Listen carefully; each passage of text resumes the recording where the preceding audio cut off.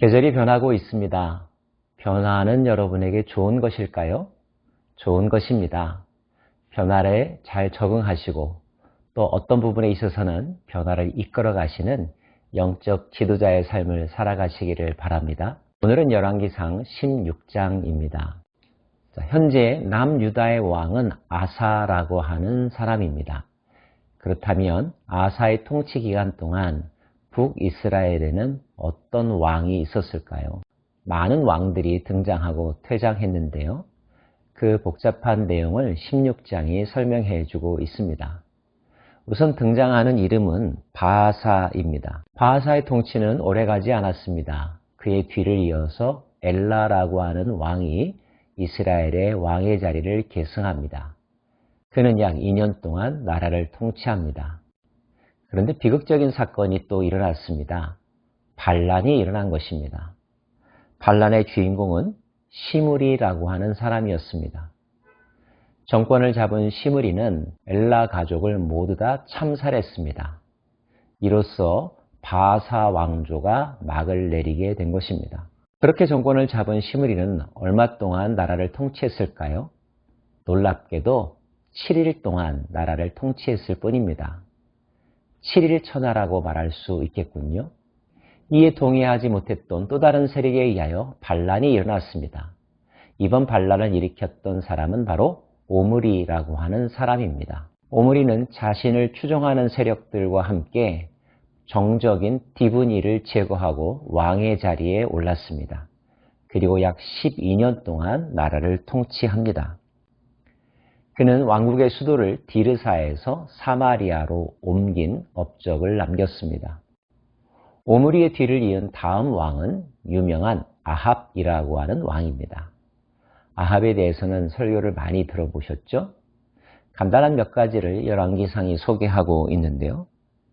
그는 시돈 사람의 딸 이세벨을 아내로 맞이합니다. 근데 이 이세벨은 바알을 섬기는 숭배자였었죠. 그와 함께 바알 종교가 북이스라엘에 널리 퍼지게 되었습니다. 사마리아에 바알 신당과 바알을 위한 제단이 세워졌고요. 아세라를 위한 신전도 세워졌습니다. 자, 이제까지 북이스라엘의 급격한 변화들 정리가 되시나요?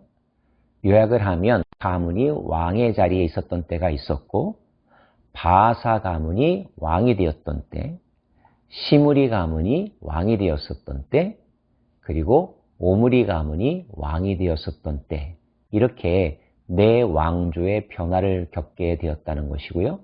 왕조가 바뀌었다는 것은 반란이 일어났다는 것을 의미합니다. 현 정부의 불만을 갖고 자신들의 힘에 의하여 나라를 바꿔보고자 하는 세력들이 무력으로 정권을 잡았다는 것을 의미하죠. 이런 일들이 계속되면 정치적으로는 큰 혼란에 빠져듭니다. 백성들은 어떻게 세상이 바뀔지 몰라 불안할 수밖에 없게 되겠죠? 계속되는 반역과 이전 세력에 대한 숙청 작업이 이루어지면 공포와 두려움 속에 하루하루를 보내야만 합니다. 경제는 당연히 붕괴되었겠죠. 사회 질서도 유지되지 못했을 것입니다.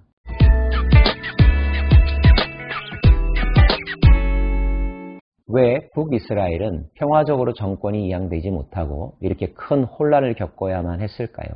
현재 상황에 대한 불만이 가득 찬 나머지 나는 저 사람보다 더 잘할 수 있다라고 하는 권력에 대한 욕망과 자기 자신에 대한 과대평가, 통제 수단이 사라진 무정부 상태, 정말로 두려워해야 될 자를 두려워하지 않는 인간의 무지함과 만용이 이러한 일들을 되풀이하게 만드는 거죠. 더욱더 큰 문제는 그렇게 정권을 잡은 사람이 결코 선대의 왕보다 낫지 못했다는 것입니다.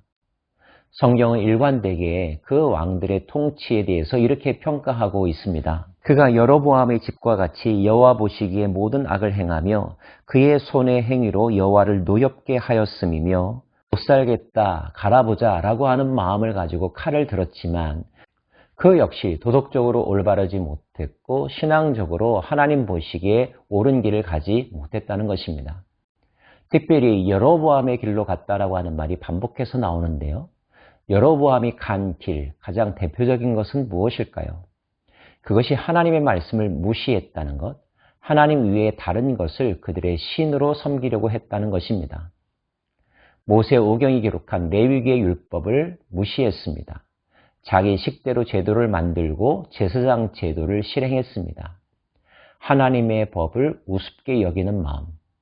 그리고 그들은 필요에 따라서 또는 착각에 빠져들어서 다른 신을 그들의 신으로 섬겼습니다. 하나님보다 더 중요하게 여겼던 것들이 있었다는 거죠. 이것이 하나님 보시기에 가장 악한 행동이었습니다. 그런데 모든 왕들이 그와 같은 일을 저질렀다는 것입니다. 말씀과 원칙을 지키지 않는 왕이 선한 왕이 될 수 있을까요? 진리가 아닌 거짓 것들에 사람들의 관심을 모으게 하고 그것을 통치 수단으로 삼는 왕이 진정 오래 갈 수 있었을까요? 이러한 여러 왕들의 무법적인 행동과 대비되는 말씀이 오늘 16장 1절과 34절에 기록되어 있습니다. 여호와의 말씀이 하나니의 아들 예후에게 임하여 바사를 꾸짖어 이르시되 내가 너를 티끌에서 들어 내 백성 이스라엘 위에 주권자가 되게 하였거늘 내가 여로보암의 길로 행하며 내 백성 이스라엘에게 범죄하게 하여 그들의 죄로 나를 노엽게 하였은즉 내가 너 바하사와 내 집을 쓸어버려 내 집이 느밧의 아들 여로보암의 집같이 되게 하리니 바하사에게 속한 자가 성읍에서 죽은즉 내가 먹고 그에게 속한 자가 들에서 죽은즉 공중의 새가 먹으리라 하셨더라. 선지자 예후를 통하여서 경고의 말씀을 하셨습니다. 그런데 어떻게 됐는지 아십니까? 11절 12절 말씀입니다. 시므리가 왕이 되어 왕 위에 오를 때에 바하사의 온 집안 사람들을 죽이되 남자는 그의 친족이든지 그의 친구든지 한 사람도 남기지 아니하고 바하사의 온 집을 멸하였는데 선지자 예후를 통하여 바하사를 꾸짖어 하신 여호와의 말씀같이 되었으니 하나님의 사람을 통하여 예언하신 하나님의 말씀이 그대로 성취되었다는 것입니다. 34절 말씀도 보십시오. 그 시대에 베델 사람 히엘이 여리고를 건축하였는데 그가 그 터를 쌓을 때에 맏아들 아비람을 잃었고 그 성문을 세울 때에 막내 아들 수굽을 잃었으니 여호와께서 눈의 아들 여호수아를 통하여 하신 말씀과 같이 되었더라. 아주 오래전에 여호수아가 여리고성을 점령했었을 때에 하나님께서 여호수아를 통하여 누구든지 여리고성을 재건하려고 하는 자는 멸절되리라 말씀하신 적이 있었는데 그 예언의 말씀이 아합 왕 시대에 한 사건을 통하여 그대로 성취되었음을 성경이 기록하고 있는 것입니다. 이 기록이 우리들에게 강조하고 있는 것은 하나님의 말씀은 변함이 없으며 하나님의 말씀에는 시건함이 없으며 하나님의 경고와 예언과 말씀은 반드시 실행된다는 것입니다. 사람은 변하고 시대는 바뀌고 왕조와 왕들도 변하지만 그러나 하나님의 말씀은 그대로 실행되니 사람을 쫓지 말고 시대를 따르지 말고 하나님의 말씀 중심의 삶을 살라는 것이 이 기록의 목적입니다. 여러분이 살아온 시대를 한번 멀찍이서 내다보십시오. 예전에는 옳았던 것이 지금 시대는 옳지 않다고 여겨지는 것들이 있습니다. 또 그 반대의 것들도 있고요. 네, 문화가 바뀌고 사람들의 가치관도 바뀐다는 것입니다. 물론 시대에 따라서 바뀌어야만 하는 가치관도 있습니다.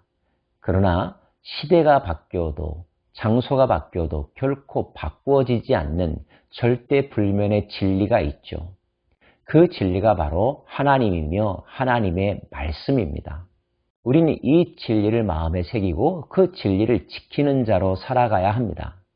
하나님께서 무엇을 중요하게 강조하셨는지, 하나님께서 인류 역사 전체를 통하여 반드시 지키기를 원하셨던 그분의 메시지가 무엇인지 그것만큼은 잊지 말아야 할 것입니다. 하나님을 사랑하고 이웃을 사랑하라는 말씀입니다. 하나님의 말씀을 순종하고 그 말씀을 가르치라고 하는 교훈입니다. 하나님의 말씀을 우습게 여기고 하나님을 가볍게 여기는 사람에게 결코 행복은 주어지지 않습니다. 그가 성공하는 듯 보인다 할지라도 그 성공은 결코 오래 갈 수 없는 것이요, 역사적으로 높이 평가받을 수 없는 것이요, 하나님에게는 더더욱이나 쓰레기와 같은 것에 지나지 않습니다. 사랑하는 여러분, 우리 자신의 삶을 다시 한번 재점검하십시다. 우리가 무엇에 따라 선택하고 행동하는지 말입니다. 로마서는 우리에게 이 세대를 본받지 말라고 했습니다. 마음을 새롭게 함으로 변화를 받아 하나님의 뜻에 집중하라고 했습니다. 우리가 말씀을 경청해야 될 이유이며 말씀을 가르쳐야 할 이유이기도 합니다. 오늘도 하나님의 말씀 중심의 삶을 살아가는 저와 여러분 되기를 간절히 소망합니다. 기도하겠습니다.